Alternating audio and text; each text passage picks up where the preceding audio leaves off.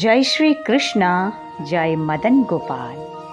परिवर्तनी एकादशी की आप सभी को हार्दिक शुभकामनाएं। एकादशी व्रत का अनुष्ठान करने से कई जन्मों के संचित पाप जड़ से नष्ट हो जाते हैं और जब पाप नष्ट होते हैं तब पुण्यों का उदय होता है। भाद्रपद मास के शुक्ल पक्ष की एकादशी परिवर्तनी एकादशी के नाम से सुविख्यात है तथा इसको पद्मना एकादशी, ढोल ग्यारस, जल झूलनी एकादशी, वामन एकादशी के नाम से भी जाना जाता है। जल झूलनी एकादशी का मेला भी लगता है। राजस्थान में यह मेला बड़े हर्षोल्लास के साथ मनाया जाता है और इस दिन ढोल ग्यारस का पर्व भी मनाया जाता है। ढोल ग्यारस का अर्थ होता है कि इस दिन विमान में तथा ढोल पर बैठकर प्रभु श्री नारायण कई स्थानों पर भ्रमण करते हैं। चूँकि इस एकादशी को वामन एकादशी के नाम से भी जाना जाता है, इसलिए वामन भगवान की भी विशेष पूजा अर्चना की जाती है। इस बार एकादशी को लेकर फिर 2 तिथियां हैं। आइए पूरा विस्तार पूर्वक जानें कि किस दिन एकादशी व्रत रखना सर्वोच्च माना जाएगा। जल झूलनी एकादशी का उत्सव, ढोल ग्यारस का उत्सव 6 सितंबर मंगलवार को ही मनाया जाएगा, लेकिन व्रत 7 सितंबर बुधवार को ही रखना अच्छा है, उचित है, क्योंकि कभी भी दशमी युक्त एकादशी व्रत नहीं करना चाहिए और सूर्योदय से पहले 1 घंटा 36 मिनट भी यदि दशमी तिथि हो तो उस दिन भी हमें एकादशी व्रत नहीं करना चाहिए। यानी दशमी युक्त एकादशी व्रत पूर्ण शुद्ध नहीं माना जाता और इस दिन एकादशी का पुण्य फल भी नहीं प्राप्त होता। और इस बार परिवर्तनी एकादशी का व्रत, पद्मना एकादशी का व्रत 7 सितंबर 2022 को ही रखना उचित है, क्योंकि एकादशी तिथि का आरंभ इस बार 6 सितंबर 2022 मंगलवार को सुबह 5:55 से आरंभ हो जाएगा। यानी 6 सितंबर को 5:55 तक पहले दशमी तिथि रहेगी और 6 सितंबर 5:55 के बाद एकादशी तिथि लगेगी, जो कि अगले दिन सुबह 3:05 तक रहेगी। इसी कारण एकादशी व्रत 7 सितंबर बुधवार को ही रखा जाए तो अति उत्तम है।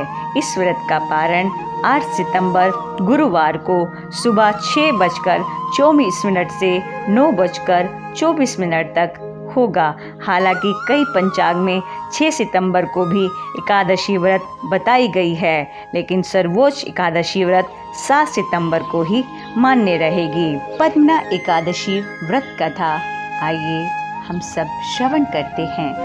युधिष्ठिर जी ने पूछा, केशव कृपया यह बताइए कि भाद्रपद मास के शुक्ल पक्ष में जो एकादशी होती है उसका क्या नाम है, उसके देवता कौन है और कैसी विधि है।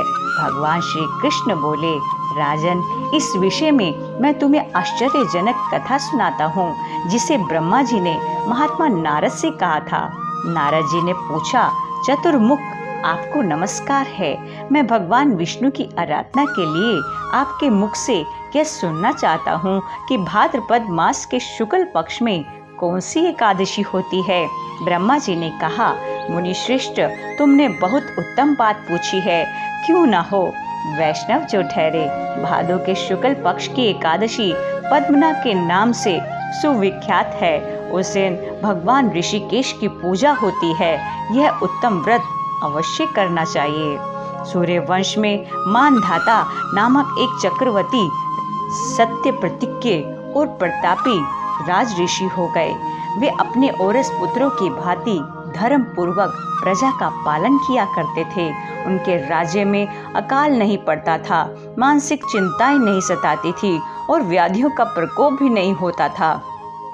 उनकी प्रजा निर्भय तथा धन धान्य से समृद्ध थी।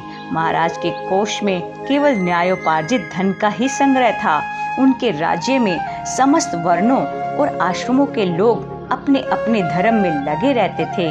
मानधाता के राज्य की भूमि कामधेनु के समान फल देने वाली थी। उनके राज्य काल में प्रजा को बहुत सुख प्राप्त होता था।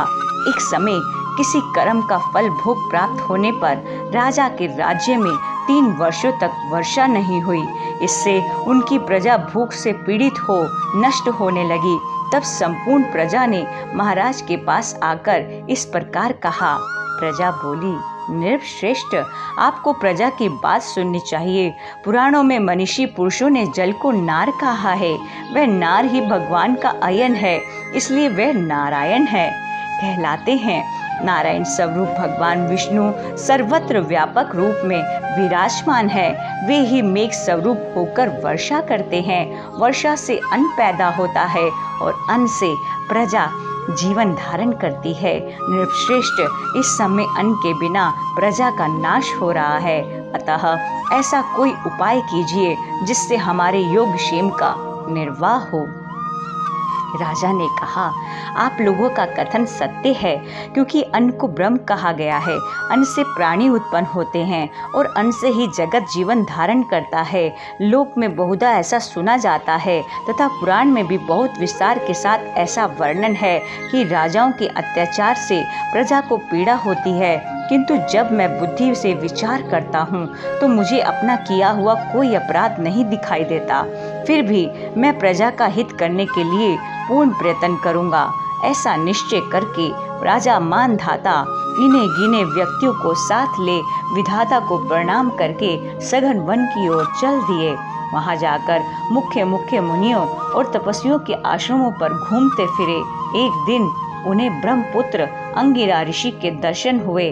उन पर दृष्टि पड़ते ही राजा हर्ष में भरकर अपने वाहन से उतर पड़े और इंद्रियों को वश में रखते हुए दोनों हाथ जोड़कर उन्होंने मुनि के चरणों में प्रणाम किया।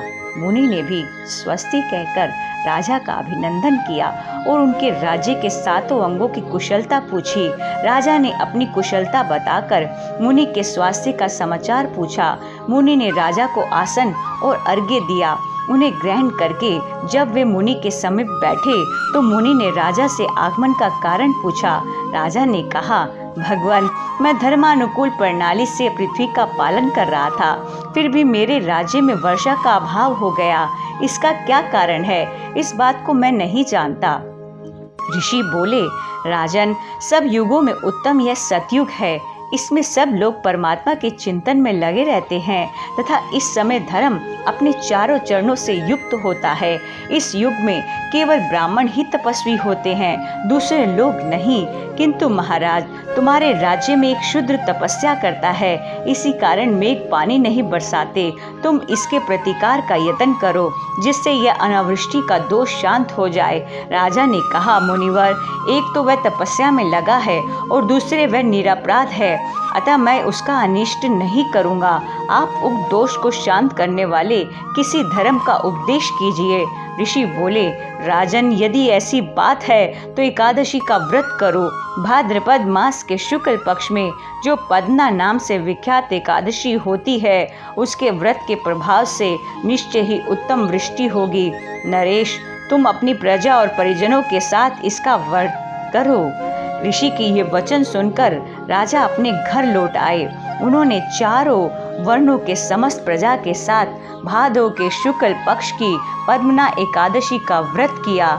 इस व्रत का करने पर मेघ पानी बरसाने लगे, पृथ्वी जल से आप्लावित हो गई और हरी भरी खेती से सुशोभित होने लगी। उस व्रत के प्रभाव से सब लोग सुखी हो गए। भगवान श्री कृष्ण कहते हैं, राजन, इस कारण इस उत्तम व्रत का अनुष्ठान अवश्य करना चाहिए। पद्मना एकादशी के दिन जल से भरे हुए घड़े को वस्त्र से ढककर दही और चावल के साथ ब्राह्मण को दान देना चाहिए।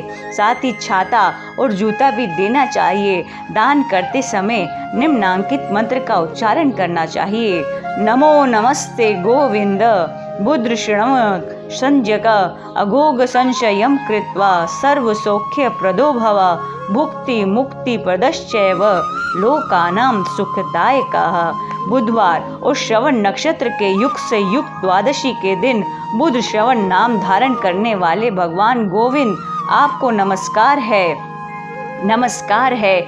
मेरी पाप राशि का नाश करके आप मुझे सब प्रकार के सुख प्रदान करें। आप पुण्यात्मा जनों को भोग और मोक्ष प्रदान करने वाले तथा सुखदायक हैं। राजन, इसके पढ़ने और सुनने से मनुष्य सब पापों से मुक्त हो जाता है, मुक्त हो जाता है, मुक्त हो जाता है। ओम नमो भगवते वासुदेवाय, प्रभु प्रीति देवाय, हरि भक्ति देवाय। इसी के साथ परिवर्तनी एकादशी की एक कथा और भी प्रचलित है। स्वयं भगवान श्री कृष्ण ने युधिष्ठिर को बताया कि त्रेता युग में बलि नामक एक दैत्य था। उसने अपने पराक्रम से इंद्रलोक पर भी अधिकार कर लिया था। तब मैंने वामन रूप धारण कर बलि से 3 पग भूमि दान में मांगी और 2 पग में धरती और आकाश को नाप लिया। तब मैंने बलि से पूछा कि तीसरा पग कहाँ रखूं, तो उसने स्वयं को मेरे सामने प्रस्तुत कर दिया। मेरे पैर रखने से वह पाताल में चला गया। उसकी इस भक्ति को देखकर मैंने उसके साथ रहने का वरदान दिया। बलि के पुत्र विरोचन के कहने पर भाद्रपद शुक्ल एकादशी के दिन बलि के आश्रम पर मेरी मूर्ति स्थापित की गई। इसके बाद भगवान श्री कृष्ण ने कहा कि जो भी व्यक्ति इस एकादशी पर व्रत करता है वह सब पापों से मुक्त होकर स्वर्ग में जाता है, और जो ये कथा सुनता है उसे अश्वमेघ यज्ञ का पुण्य फल प्राप्त होता है। गोविंद की प्यारी एकादशी, भक्तों की प्यारी एकादशी, पापों को मिटाती एकादशी, पुण्यों को बढ़ाती एकादशी, वैष्णव की प्यारी एकादशी, एकादशी, एकादशी। अतः हम सभी को प्रयत्न पूर्वक एकादशी व्रत का उपवास करना चाहिए और दूसरों को भी प्रेरणा देना चाहिए। इस कथा की वीडियो को अवश्य आप जरूर आगे शेयर कीजिएगा। जय श्री कृष्णा, जय मदन गोपाल, जय मदन गोपाल।